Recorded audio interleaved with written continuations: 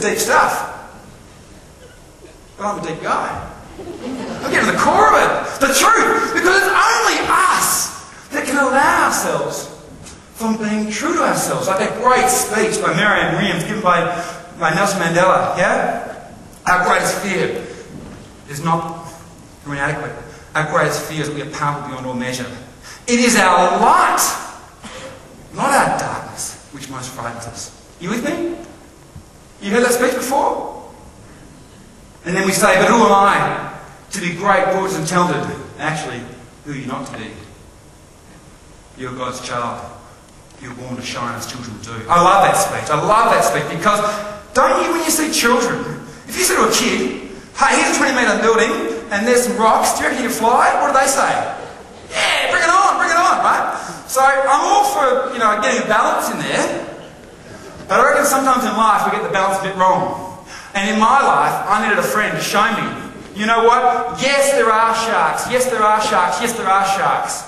But if you can travel with somebody who can help you to get there, sometimes you too can travel over to here. And there's two ways to do it.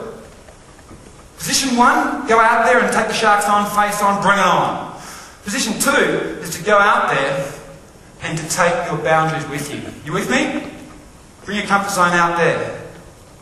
And I'm only putting this in your face because I know we've got the great franchises out there, and the Chemmarts and the Terry Whites and the Guardians and Amcal and so forth, and they have with them a certain presence of branding that can help those within those go out there with the infrastructure, maybe to get them out from behind the counter. And those of us also who are operating independently, like me, I'm a self-employed person, sometimes need to take the lessons from others and apply them to ourselves. You with me? Because that was true of me.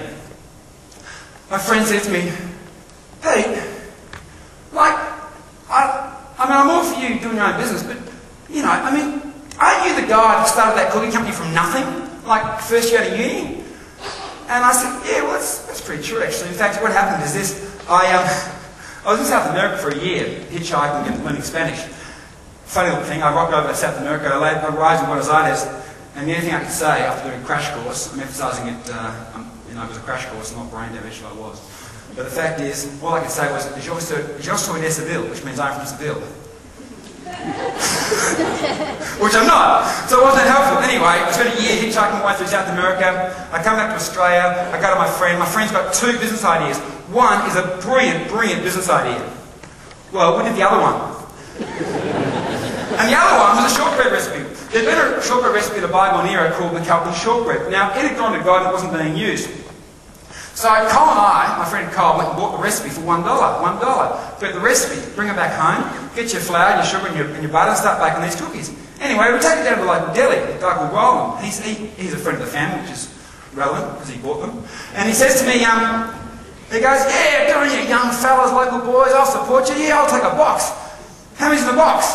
Well, I never sold a box in my life. All I knew was we had 50, that's what we had. We had 50 and they were in a box, So I go, 50. And if you're in the deli business, normally you buy 6 or 12, half a dozen or a dozen, right? But he takes 50. I think he's still got them. Anyway, I go home to Cole and I say, mate, Cole, we've got a big problem.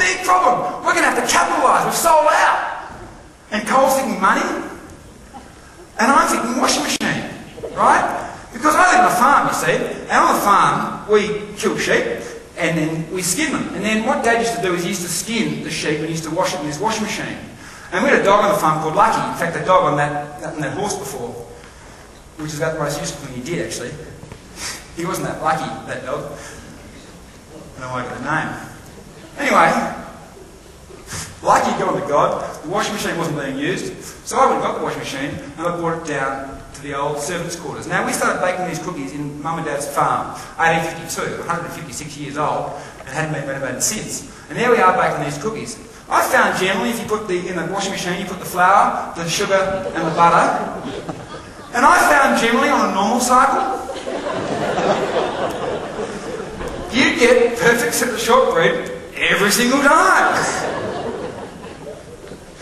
Well, we're pumping out these shortbreads, going gangbusters, thinking, well, what's bigger? What's next? What's next? So I'm doing all the yacht racing, all the big yacht racing around Australia. I'm doing all the big races. And I know that next year is the Melbourne Osaka, the longest double-handed, that's 2 sailors yacht race in the world. I said, that'd be awesome. Imagine if we did the Melbourne Osaka yacht race, bring the boat back from the race. And I got sponsored by JetRo, Japanese External Trade Organisation, like Imagine, like a little kid. Imagine if they sponsored me to go to Tokyo Food Expo, like the largest food expo in the world, imagine. And then I'd sell all these cookies, right? And I'd hop on this boat, and I'd sail back to Australia. Isn't that a great idea? So I go to see JetRo, right? They're on the 28th level, 101 Collins Street, like that's the Paris end of town. I'm in there, I'm wearing a suit, a borrowed suit, I'll grab that. Double-breasted. And I'm going up there, and I'm pitching my case. And they look at my case, and they say, Mr. Bland, yes, you have very good domestic production, you have very good client base, you know, by now we're selling to David Jones, and Myers, and Hilton Hotel, and Crown Casino, and Intercontinental. We're selling to all the big shops right around Australia. And they go, yes, Mr. Bland, you have very good domestic base.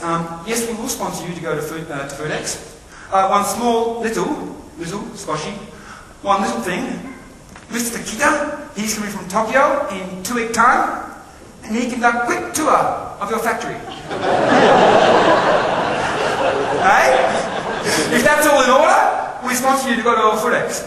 And you know the Asian marketing is all about face, not losing face. And I go, great, terrific, fantastic. I'll call you with the address, you know? And I'm pressing like to close the elevator button, like, shut. I have my 5th midlife crisis. I go downstairs, a little cafe down there called Il Istituto del Posto, Italian means a place to be. I know the owner, a guy called George. I go, George, give me yellow pages, Sorry, did I spill on you? I couldn't get that far. Anyway, George gives me yellow pages. I go, B, biscuit factory. I find a biscuit factory in Mount Alexander Road, Flemington, called Pace Biscuit, owned by a guy called Leo Pace. I go out there, I drive my little old Subaru, and I go, hello, Leo. My name's Peter Bland. You don't know me from bar of soap, can we pretend this is my factory?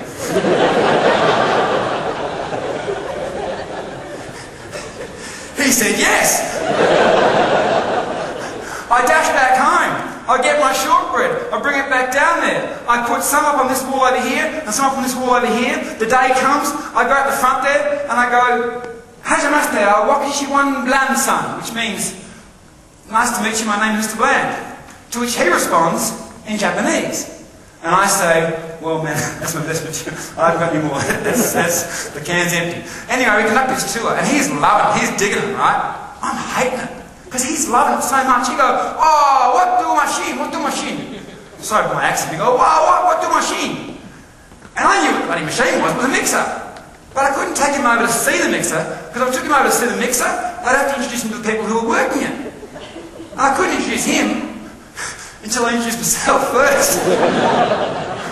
I didn't think that'd go down too well. Well, nonetheless, at the end of this heart-wrenching tour, doing 220 beats a minute, he placed an order for 1,000 cartons, which was the largest order I'd had by about 1,000 cartons. Well, ching ching, you wouldn't believe it. I know it sounds fanciful, and maybe my life is like that sometimes, and I'm encouraging you to have a fanciful life also by dreaming like a kid and just giving it a crack.